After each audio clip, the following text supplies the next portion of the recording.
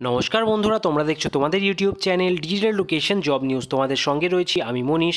আজকের ভিডিওতে আমরা কথা বলবো একটি সরকারি স্কুলে স্থায়ী পদে শিক্ষক নিয়োগের বিজ্ঞপ্তি নিয়ে, যেখানে তোমরা পশ্চিমবঙ্গের 30টি জেলার সমস্ত স্থায়ী বাসিন্দারাই এখানে আবেদন করতে পারবে। এবং এখানে আবেদন করবার জন্য তোমাদের শিক্ষাগত যোগ্যতা কী লাগছে, কী কী পোস্টের জন্য তোমরা আবেদন করতে পারবে এবং বয়সসীমা কী রাখা হয়েছে, স্যালারি কত টাকা দেওয়া হবে, সমস্ত ডিটেলস তোমাদেরকে অফিসিয়াল নোটিফিকেশন সহ স্টেপ বাই স্টেপ বলে দেবো। আজকের এই ভিডিওটি তোমাদের সকলের জন্যই তাই খুব গুরুত্বপূর্ণ হতে চলেছে, তাই ভিডিওটি কি পর্যন্ত দেখবে।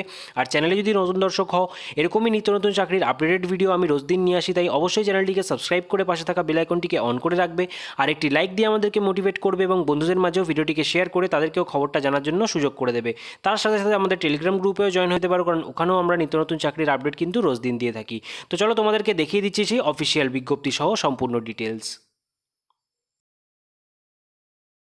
তো এই অফিসিয়াল নোটিফিকেশন দেখবার জন্য তোমাদের ভারত সেবাশ্রম সংঘের প্রণব বিদ্যাপীঠের যে অফিসিয়াল ওয়েবসাইট রয়েছে, যার লিঙ্ক আমি ডেসক্রিপশনে অলরেডি দিয়ে দিয়েছি, সেখানে গিয়ে তোমরা এই ওয়েবসাইটটা অন করে নেবে। এখানে তোমাদের যে রিক্রুটমেন্ট বলে ট্যাবটা রয়েছে, এই ট্যাবটিতে সিম্পলি ক্লিক করে দিতে হবে এবং ক্লিক করার পরে অনস্ক্রিন যেমনটা তোমরা দেখতে পাচ্ছ, এখন সরাসরি চলে এসেছি প্রণব বিদ্যাপীঠ ভারত সেবাশ্রম সংঘের তরফ থেকে প্রকাশিত হওয়া সেই অফিসিয়াল বিজ্ঞপ্তি। দেওয়া আছে advertisement for recruitment of assistant teachers, অর্থাৎ তোমাদের অ্যাসিস্ট্যান্ট টিচার পদে কিন্তু নিয়োগটা করা হচ্ছে, তার আন্ডারে বিভিন্ন পোস্ট কিন্তু রয়েছে।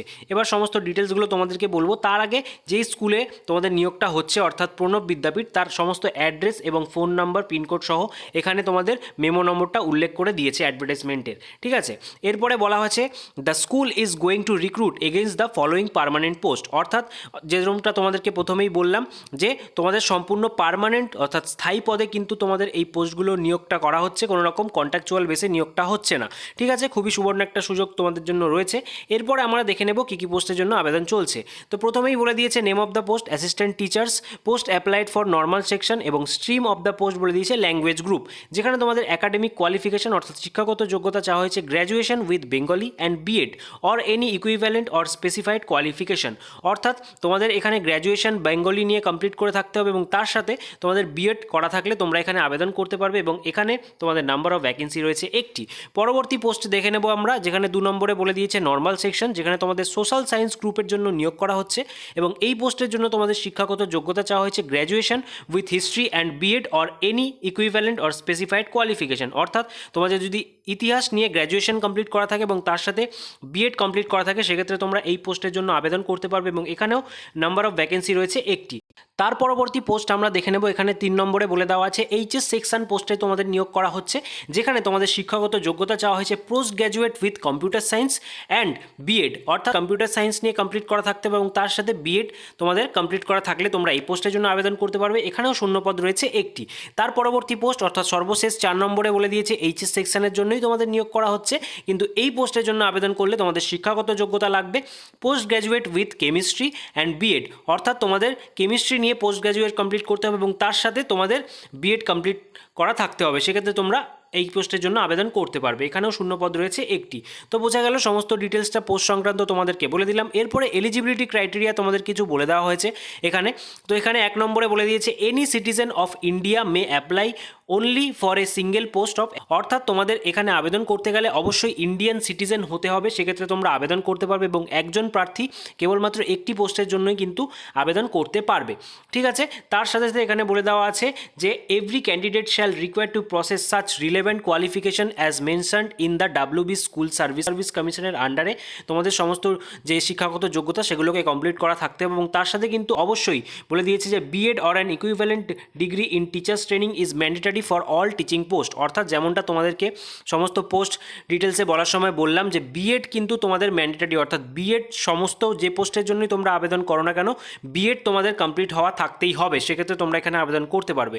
2 নম্বরে বলে দিয়েছে age as per the latest WB service commission to be counted as on 1/1/2022, অর্থাৎ ডাব্লিউ সার্ভিস কমিশনের তরফে যে নোটিশ প্রকাশিত করা হয়েছে তার আন্ডারে যে বয়স সীমাটা দেওয়া আছে সেই বয়স অনুযায়ী তোমাদের বয়স কিন্তু কাউন্ট করা হবে 1/1/2022 অনুযায়ী, ঠিক আছে। বোঝা গেল বয়স সীমা। এরপর হচ্ছে মেথড অফ সিলেকশন, অর্থাৎ তোমাদের সিলেকশন প্রসিডিওরটা কী হতে চলেছে। তো এখানে দেখো তোমাদের বলে দিয়েছে সিলেকশন কনসিস্ট অফ 2 phases, অর্থাৎ তোমাদের কিন্তু 2টো ফেজে সিলেকশন প্রসিডিওরটা কমপ্লিট হবে। ফেজ 1-এ তোমাদের বলে দিয়েছে written examination will be conducted and it will be contain 2 parts, অর্থাৎ তোমাদের একটা লিখিত পরীক্ষা হবে যেটা কিন্তু 2টো পার্টে হবে এবং পার্ট ওয়ানে তোমাদের বলে দিয়েছে respective for which the candidate has applied, অর্থাৎ তোমরা যেই পোস্টের জন্য অ্যাপ্লাই করবে সেই পোস্টের উপরে তোমাদের সাবজেক্টটা থাকবে এবং সেটা হচ্ছে 45 মার্কসের, এবং সেখান থেকে এমসিকিউ টাইপ কিন্তু প্রশ্ন আসবে এবং কোনো রকম নেগেটিভ মার্কিং কিন্তু এখানে থাকছে না। তারপরে পার্ট 2তে বলেছে 15 মার্কসের প্রশ্ন আসবে, যেখানে তোমাদের কোশ্চেন প্যাটার্নটা অ্যাগেন এমসিকিউ টাইপসেই হবে এবং এখানেও কোনো রকম নেগেটিভ মার্কিং কিন্তু থাকছে না। তারপরে বলে দিয়েছে সিলেবাস ফর পার্ট 1, যেটা তোমাদের বলে দিয়েছে attach as a PDF file in syllabus section 1, অর্থাৎ তোমাদের এই অফিসিয়াল নোটিফিকেশনের নিচের দিকে তোমরা যদি আসো তোমরা দেখতে পারবে এখানে কিন্তু পিডিএফ ফরম্যাট কিন্তু অ্যাটাচ করে দেওয়া আছে। ঠিক আছে, তো তোমরা যেই সাবজেক্টের জন্য অ্যাপ্লাইটা করবে সেই সাবজেক্টের পিডিএফটা এখান থেকে তোমরা দেখে নিতে পারো। এর লিঙ্কও আমি ডেসক্রিপশনে দিয়ে দেবো, সেখান থেকে সরাসরি তোমরা চেক আউট করে দেখে নিতে পারবে। ঠিক আছে, এরপরে দেখো পার্ট 2তে বলেছে value based education and knowledge about Bharat Sevashram Sangha. ঠিক আছে, অর্থাৎ ভ্যালু বেসড এডুকেশন অ্যান্ড নলেজের উপরে তোমাদের পার্ট 2টা এক্সামটা হবে।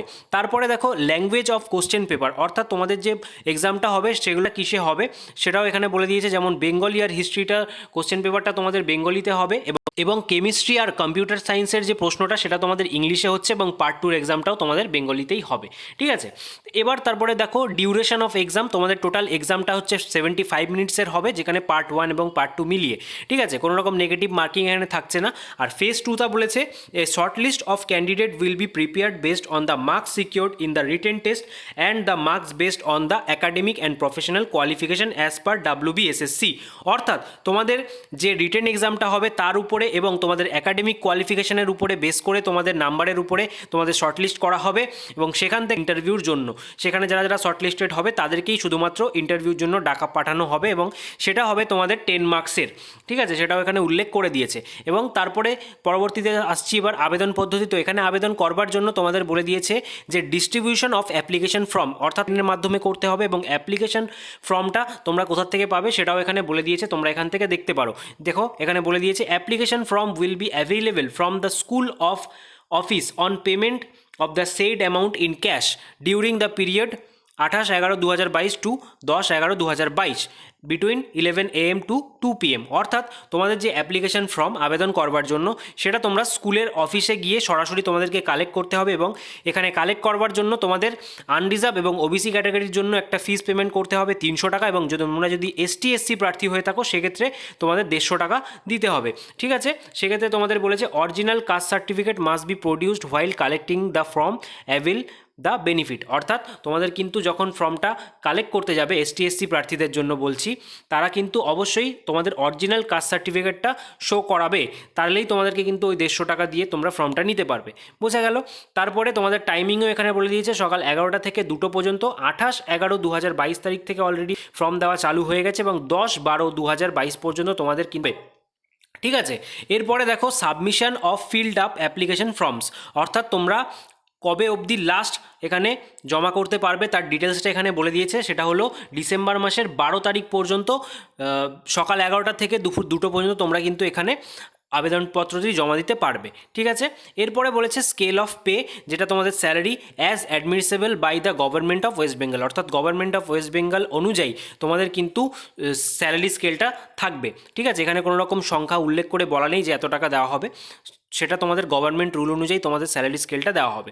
ঠিক আছে, এরপরে কিছু জেনারেল ইনফরমেশান এখানে রয়েছে, যেখানে তোমাদের কী কী ডকুমেন্টস তার সাথে অ্যাটাচ করতে হবে সেটা বলে দিয়েছে, যেরকম 3 recent colour passport size photograph, তারপরে বলেছে 2 সেলফ অ্যাটেস্টেড এনভেলপ, তার নাম্বারটা বলে দিয়েছে যে কত মাপের হতে হবে এবং পিনকোড সহ।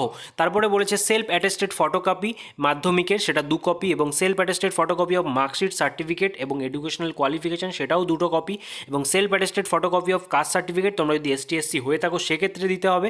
তারপরে বলেছে যে self attested photocopy of 1 of following documents, অর্থাৎ তোমাদের আইডি প্রুফের জন্য Aadhaar card, passport, PAN card, driving licence এই সমস্তর মধ্যে যে কোনো একটি তোমাদের দিতে হবে।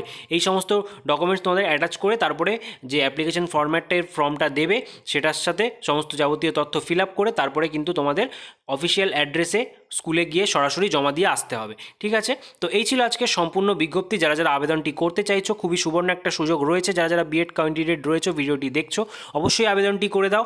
এবং আজকের ভিডিওটা আমি এ পর্যন্তই শেষ করছি। তো ভিডিওটি কেমন লাগলো অবশ্যই কমেন্ট বক্সে কমেন্ট করে জানাতে ভুলবে না। ভালো লেগে থাকলে একটি লাইক দিয়ে আমাদেরকে মোটিভেট করবে, আর বন্ধুদের মাঝেও ভিডিওটিকে শেয়ার করে তাদেরকেও খবরটা জানার জন্য সুযোগ করে দেবে। মনে রাখবে, তোমার একটা শেয়ার অন্য কারোর জন্য কাজ পাওয়ার অপরচুনিটিটাকে অনেক গুণ বাড়িয়ে দিতে পারে। তার সাথে আমাদের টেলিগ্রাম গ্রুপেও জয়েন হয়ে যেতে পারো, কারণ ওখানেও আমরা নিত্য নতুন চাকরির আপডেট কিন্তু রোজ দিন দিয়ে থাকি। তার সাথে সাথে তোমরা যদি চ্যানেলে নতুন দর্শক হয়ে থাকো, অবশ্যই চ্যানেলটিকে সাবস্ক্রাইব করে পাশে থাকা বেল আইকনটিকে অন করে রাখবে, এরকমই নিত্য নতুন চাকরির আপডেট রোজ দিন পাওয়ার জন্য। তো দেখা হবে পরবর্তী ভিডিওতে। Thank you for watching.